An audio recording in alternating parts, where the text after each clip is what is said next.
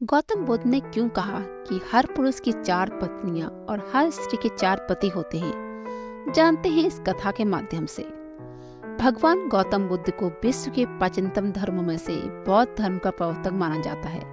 उनके अनमोल विचारों से जीवन की दशा और दिशा बदल जाती है और नई प्रेरणा मिलती है।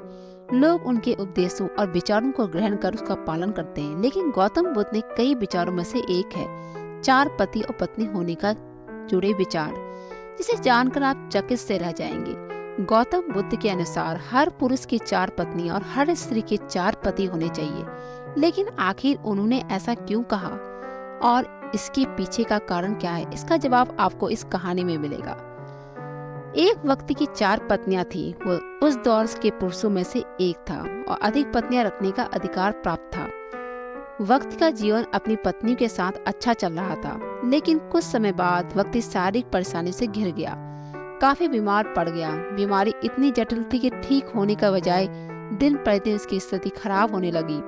अपनी हालत देख वक्त को यह समझ आ गया था कि उसकी मृत्यु के समय बहुत समय आ गया है। इसे लेकर वह उदास रहने लगा। पहली पत्नी का जवाब। एक दिन उसने पहली पत्नी से कहा, प्रिय, मेरी मृत्यु नजदीक है। मैं जल्द ही अपने शरीर को त्याग कर संसार के में मुक्त हो जाऊंगा, लेकिन मैं अकेले नहीं जाना चाहता हूँ। मैं हमेशा तुमसे प्रेम किया, आज भी करता हूँ। क्या तुम मेरी मृत्यु के बाद मेरे साथ चलोगी?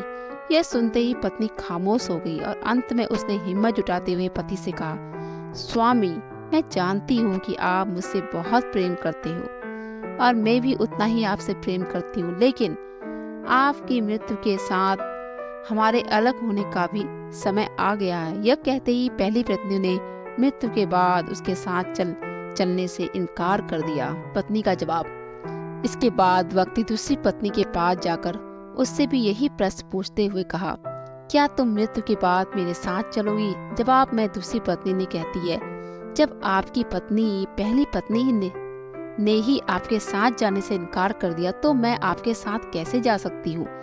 यह कहते हुए वो भी उसके पास से चली गई। तीसरी पत्नी का जवाब।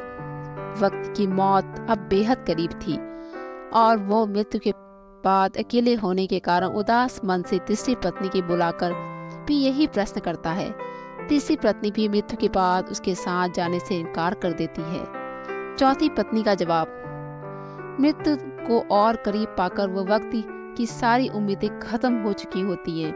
अंत में वह चौथी पत्नी को बुलाता है और हिम्मत जुटाकर यही प्रश्न पूछता है जो उसने अपनी तीनों पत्नी से पूछे। वक्त कहता है कि मेरे मरने के बाद जहाँ भी जाऊंगा, क्या तुम मेरे साथ आओगी? चौथी पत्नी कहती है, स्वामी, मैं आपके साथ जरूर चलूंगी। आप जहाँ भी जाएंगे मैं भी आपके साथ चलूंगी और आपका साथ दूंगी, क्योंकि मैं खुद भी आपसे दूर नहीं रह सकती। कहानी को सुनाते हुए गौतम बुद्ध ने अंत में कहते हैं, हर पुरुष और महिला के पास 4 पत्नियां 4 पति जरूर होने चाहिए। यह इसलिए क्योंकि उसे भी चौथी बार हाँ सुनने को मिला।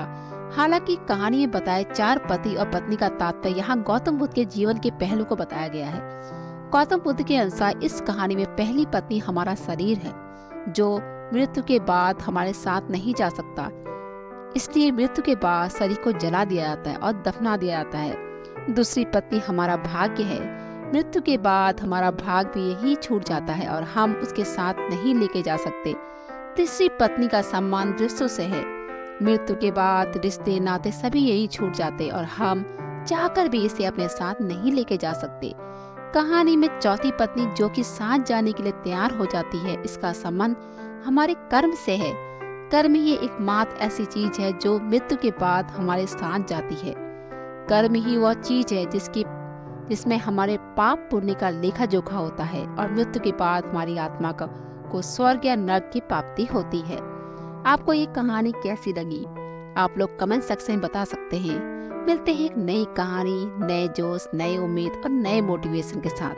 तब तक के लिए खुश रहिए, स्वस्थ रहिए और हमेशा मुस्कुराते रहिए।